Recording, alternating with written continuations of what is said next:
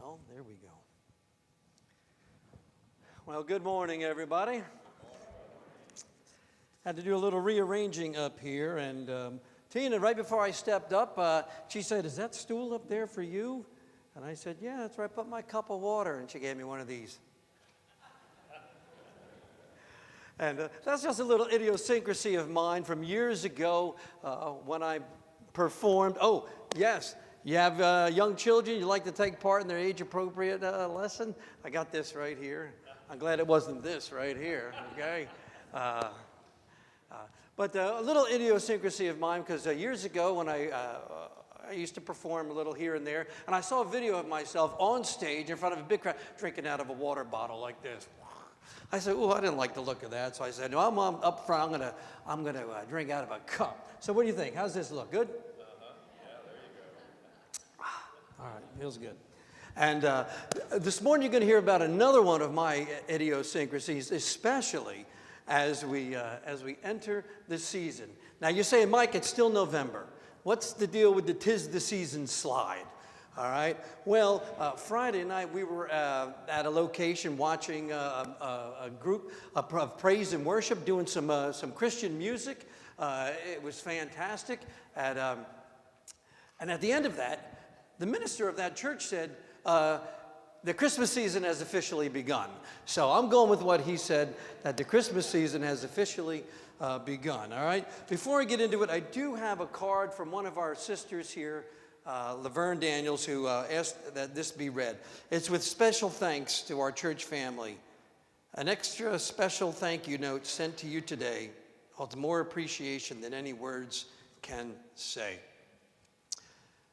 Dear Pittman Road Church of Christ family, thanks to you, for you are among the nicest people I have ever known, and you'll never be forgotten for the thoughtfulness you've shown. Thanks for everything, your sister Laverne Daniels. Laverne, it's our pleasure to have served you, prayed for you, called you, delivered some meals through some recent surgery and the like. So thank you for taking the time to even thank us. If you're joining us online, we're glad that you are joining us. And Tony read from the scriptures earlier, and these words were in there. Always have joy in God, have peace, so you can put into practice then the things that Jesus taught.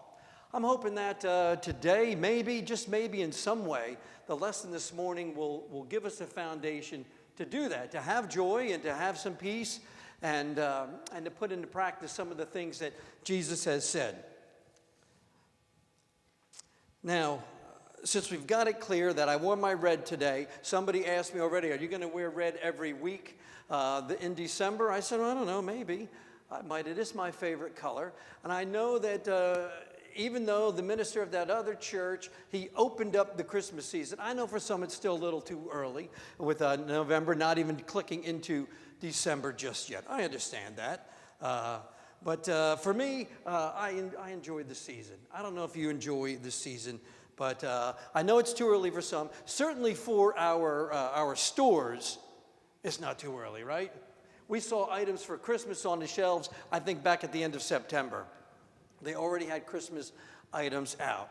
But for me, I like it. You've heard me say before, I love the colors of this holiday. I love the sounds, the smells, the messages, and the music for sure. I certainly love the music. I can listen to the Christmas music all year long. I mean, all of it, you know.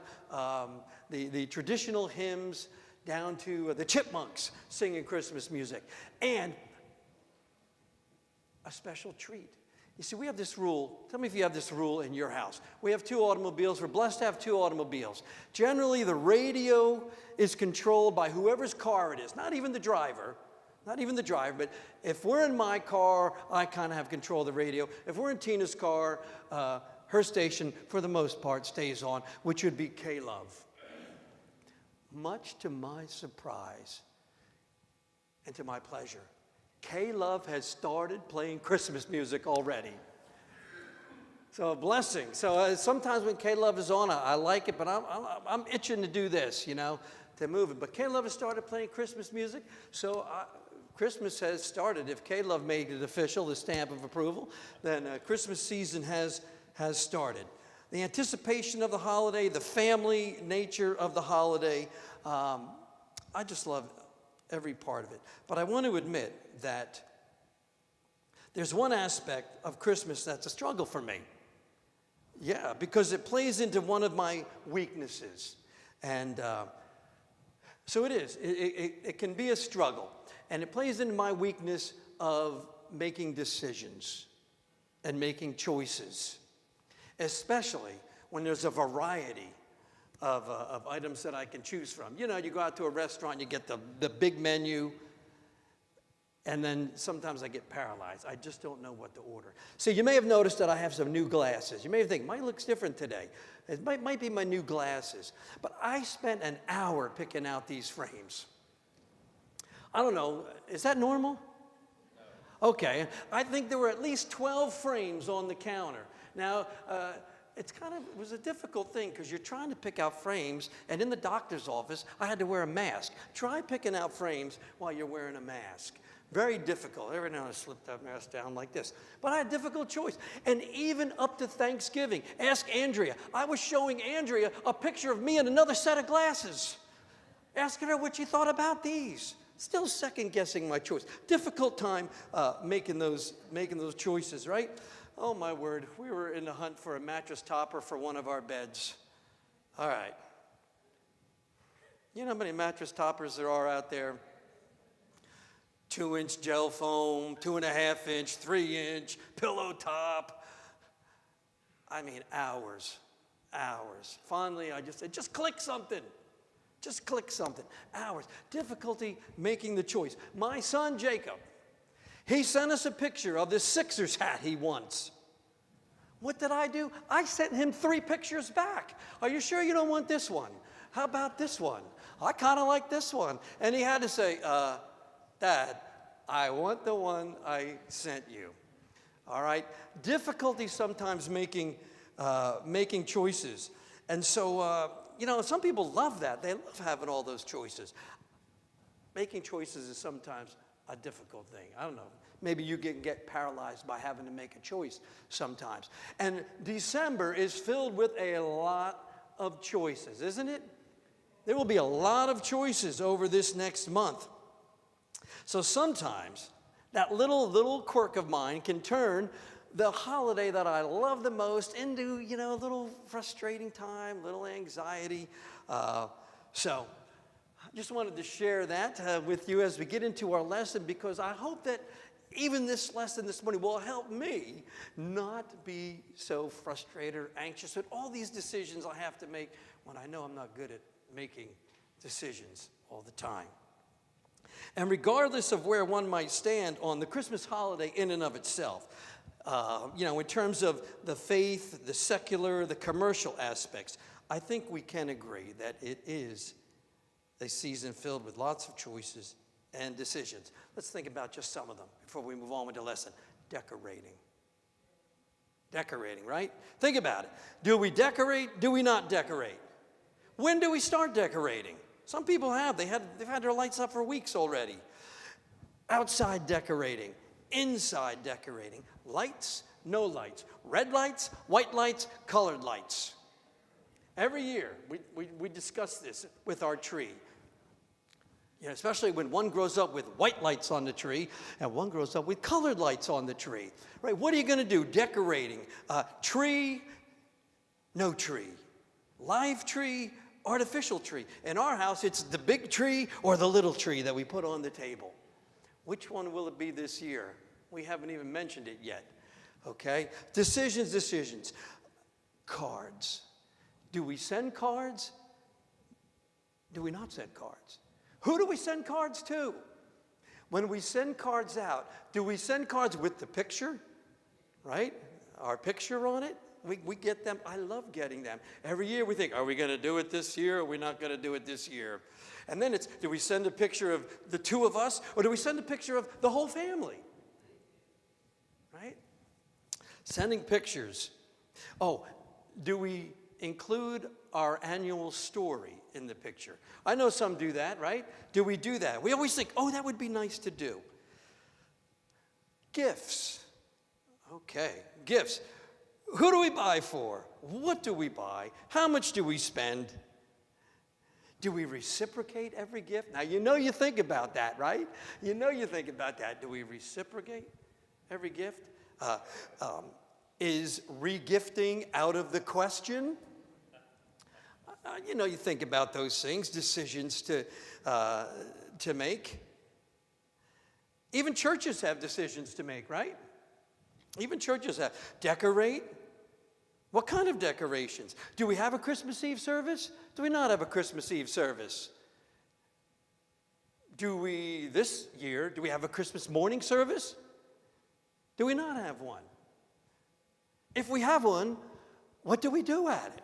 Do we have food at it? Do we not have food at it?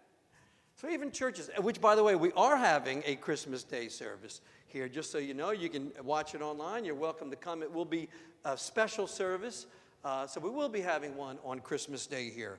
So lots of decisions. Now, for me, that's just, it can be frustrating sometimes and produce some anxiety. And I'm not trying to bum anybody out about Christmas time because I love this season. But there are just decisions to make, right? My intent is just the opposite, to give us reason to be joyful through all of those decisions that we have to make and not let those decisions bog us down through the Christmas season. So I hope that is what comes through with the lesson today. Every single part of the holiday. I'm just saying that I'm not always good when it comes to making all those decisions, and I know some of you are much better. In a way, the holiday season for me, maybe for you, is not unlike my entire faith journey. And maybe yours. My journey, your journey, filled with lots of choices to make, a lot of decisions to make, ups and downs, busy lives, lots of choices. Some I get right, and some I don't get right. And honestly, I'm not always good at getting it done. When I say that I mean getting that thing called my faith done. I'm not always good at it. So it's not unlike the holiday season and my faith journey. So let's turn towards this season. 'Tis the season. 'Tis the season for what? 'Tis the season for what, okay? The rest of our time, let's talk about another choice. Another choice for me, another choice for you, but an even greater choice is what I want us to focus on and hope that that will help me refocus for the holidays. Because if we let it, the Christmas season, no matter how we experience it individually, no matter how busy it might be or frustrating it can serve as a powerful reminder of a different choice, not a choice that I have to make or a choice that you have to make. It can serve as a powerful reminder that God has already chosen you. He's already chosen me. He's already chosen us. So 'tis the season. Tis the season for God's choosing. Christmas can be a powerful reminder of that for us, a powerful memory. Let's explore, okay? Let's explore it, because that's the wonderful news. That's the wonderful news of the gospel, that God has made his choice. Jesus has made his choice, and it is you. It is me. And it is us. Let's explore it through just a few individuals that Jesus met. We could go through countless individuals that Jesus met that we read about in the Bible. But let's single out just a few. In John 4, we read about this woman at the well. She was a Samaritan woman who comes to the well for water. All right? Just a refresher of the story. Now, the Samaritans were half Jew, half Gentile ancestry. The Jewish people of the day, they hated the Samaritans. And Jesus goes to this well to meet this woman who, not only was she a Samaritan, but she also had a checkered past.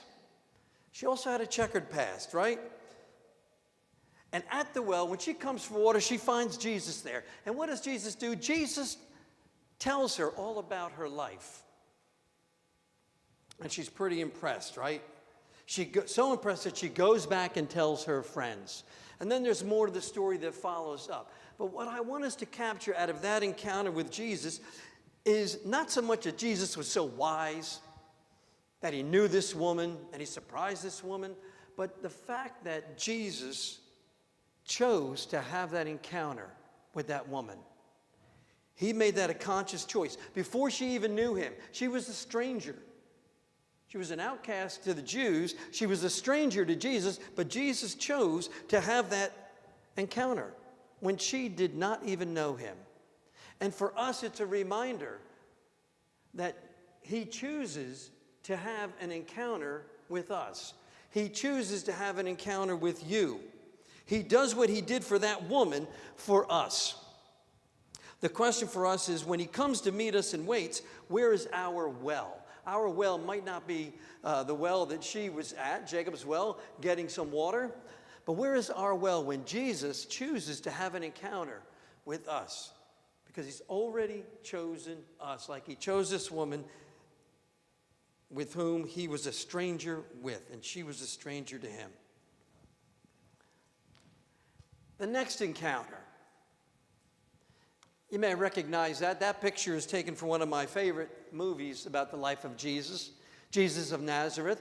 Ernest Borgnine is the Roman centurion there.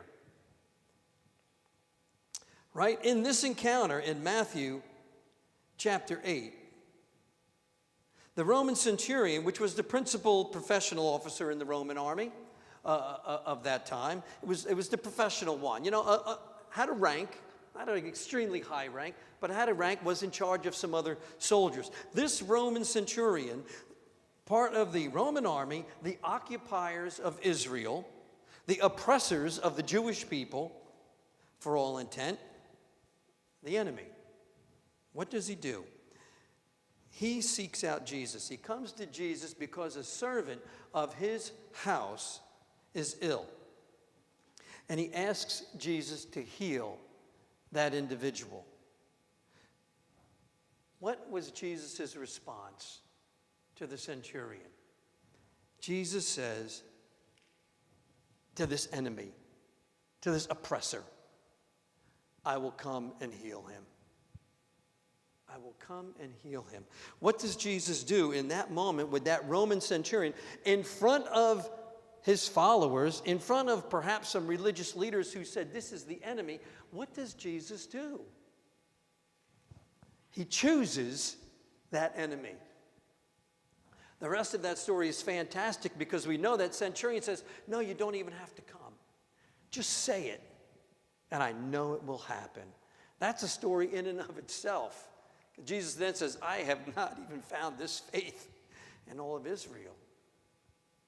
And the centurion goes home and sees and finds his servant healed. The key there, even with an enemy, what does Jesus do? He chooses that enemy. He makes the choice to serve that enemy. I love that story.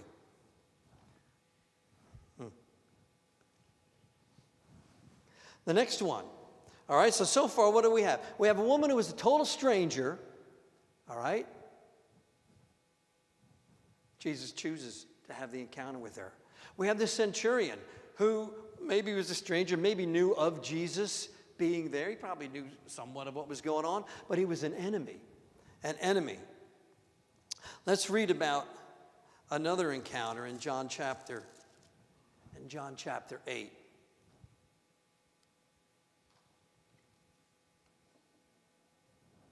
You might be familiar with this story. If not, it's a powerful story. Because here we have an individual who was caught in an inappropriate sexual relationship. All right? She's gone down in history, but not just for what was happening, but for Jesus' response to her. We know that being caught in the adultery she was caught in, right in the middle of the act, basically, that by the Jewish tradition, by the Jewish law, she deserved the death penalty, to be stoned. So we know that from the text, we know that the leaders of the time, they're surrounding her and they're ready to stone her, as was the tradition and as was the law, what the law read. But they see it as an opportunity to trap Jesus, right? They see it as an opportunity to trap Jesus. Let me read a little just from this story.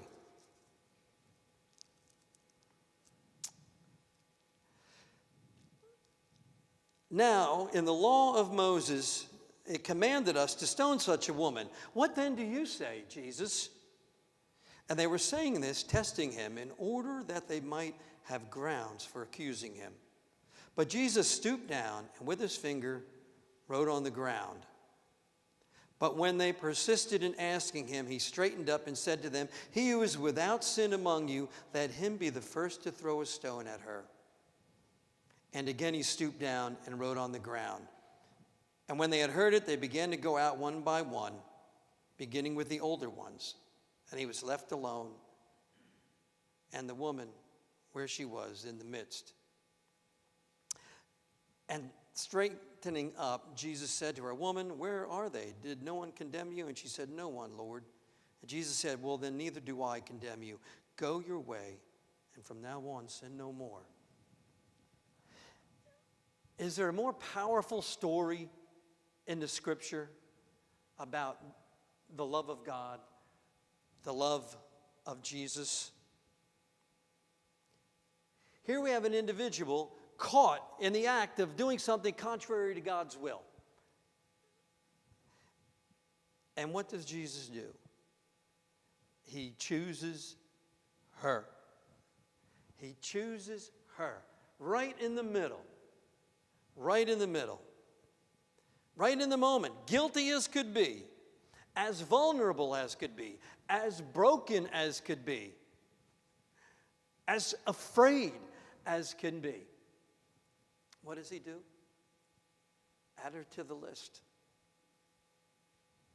that Jesus chooses. He chose her. So we have a stranger that we read. Jesus chose this stranger. We have an enemy, an actual enemy of God's people. Jesus chose the enemy. We have an individual caught breaking the law, caught living a life contrary to God's will, and Jesus chose that individual. Is that powerful? It's powerful. But it gets even more powerful. One of my favorite passages in the Bible is found here in John chapter 21. It's kind of known as the restoration of Peter. Anybody familiar with that title for this chapter? The restoration of Peter. Well, why did Peter even need to be restored? Peter was one of Jesus' disciples, called early. He was one of the main individuals, if we could say. All right? Peter could sometimes be a little bit of a hothead. After the crucifixion, Jesus is resurrected, right?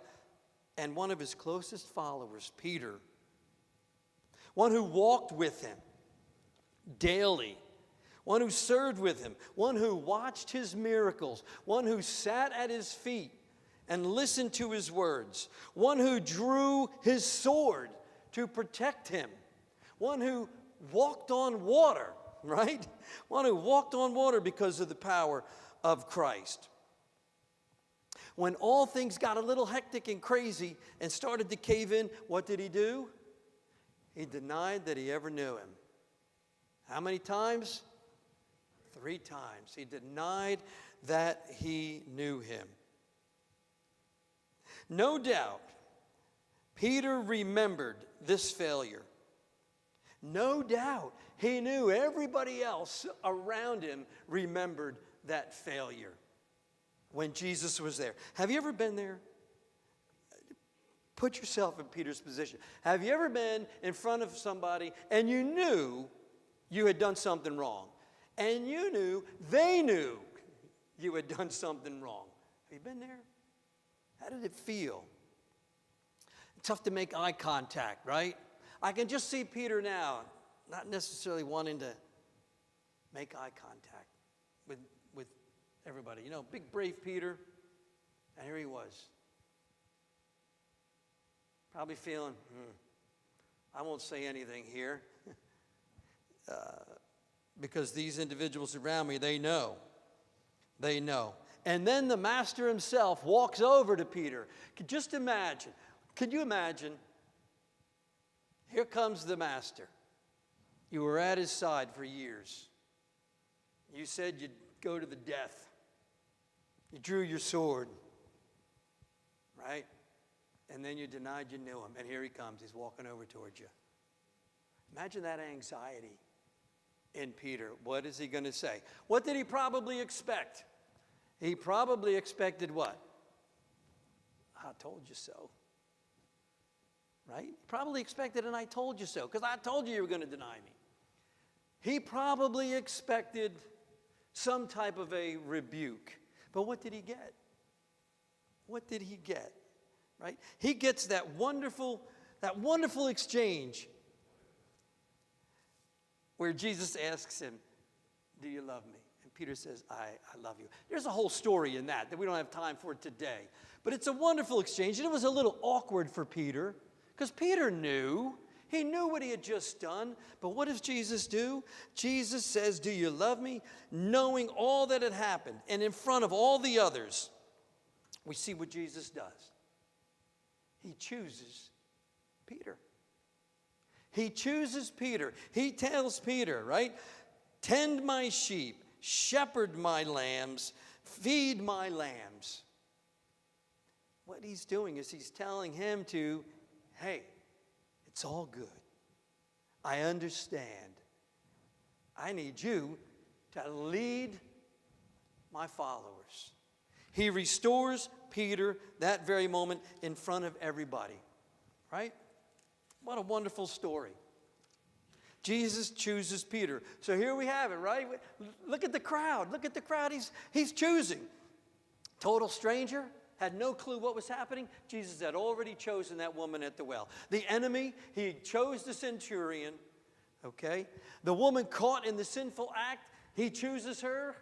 Doesn't condemn her on the spot. He chooses her, offers her grace and mercy and compassion. What does he do with Peter? Someone who walked close with him, who walked by the faith and then stumbled in a dramatic way. He chooses him and restores him.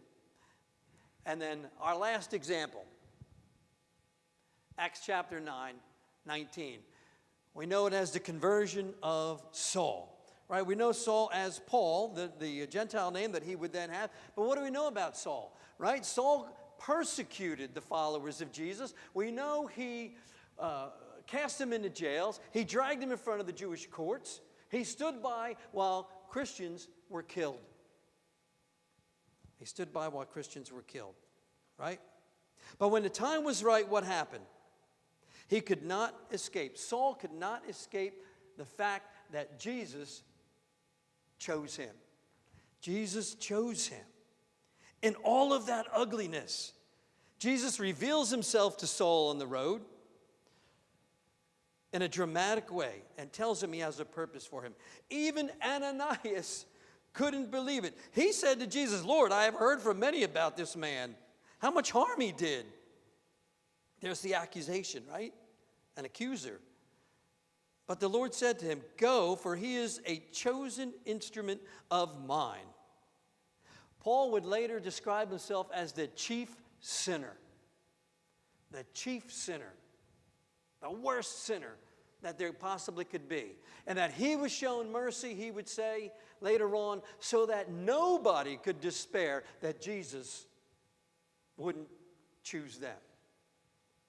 Paul says that was a part of his story. Jesus says, I have chosen him, and he does the same for us. You might not be a persecutor of the faith like Paul was. You might not be an enemy of the faith, like the centurion. At one time, we were all strangers to Christ. We all have our sinful moments, right? And those of us who have chosen him don't always get it right, Peter. We don't always get it right. And yet we see from today that Jesus chose every single one of those individuals. He chose them. John 15:16 says it like this: "You did not choose me, but I chose you." I chose you. So that's our message. Let's borrow something from the season. Let's wrap it up, okay? In these encounters, we see that Jesus, he made a choice in all these situations, and that choice is you. It's me. It's us. He chooses people. A natural way to end this message would then be to say, oh, well, because he's done this, then we need to do X, Y, and Z. Then we need to, but we're not going to do that. Because I want the message to be for myself today and for you to remember that we have that great hope. We have those glad tidings. We have that good message because Jesus chose us. No matter what state he found us in, he chose us. He chose you. Back where we started, 'tis the season. It's Christmas time. Like I said, lots of choices and decisions over the next month. I have no advice to offer you on your decorations, your gifts, your visits, your celebrating, although I could offer you some advice on music, all right? I could. I know I'll make some good choices. I know I'll make some that aren't as good. And maybe you will also. But of this, I want to be sure throughout this holiday. And I want all of us to be sure that no matter how it all plays out, it doesn't change this fact that Jesus chose us. He chose you. And he continues to choose us. And he will continue to choose us. Because that's what he's all about. Let the next few weeks, as we rev up for Christmas, as they say, be a reminder that the Christmas story is ultimately a story about God choosing you and God choosing me. And that is the good news of Christ. You might be here this morning not feeling very chosen by God. All right, that happens. The holidays aren't always the most wonderful time of the year, right? Andy Williams loved the song, but they're not always the most wonderful time of the year. They're not. But when things don't go right and others reject us, when others are absent in our lives, he is there, right? When others reject, he meets us. When others choose other people over us, Jesus still chooses us. Let Christmas, as we go into it, remind us of that. Have some homework for you. Yes, I'm a teacher. We got to have homework, right? Here's your homework. As we go through Christmas, each time you have to make a choice about something. Lights, gifts. Say this little breath prayer. Appreciate Steve Sykes for his introduction to us of the concept of a little breath prayer, little brief prayer that we can say to ourselves. Have this breath prayer, and I'm going to challenge myself as well. When I'm making a choice to say, God, thank you for choosing me. Thank you for choosing me. As I reach onto that shelf, as I click for that Amazon order, all the opportunities, say a breath prayer and say, thank you for choosing me when I was a stranger, when I was an enemy, when I was a denier, when I was leading a sinful life, when I continue to make mistakes, so I've already claimed you. Thank you for choosing me. That's good news, right? Is that the great message? That's a good message for Christmas. Take it with you this morning.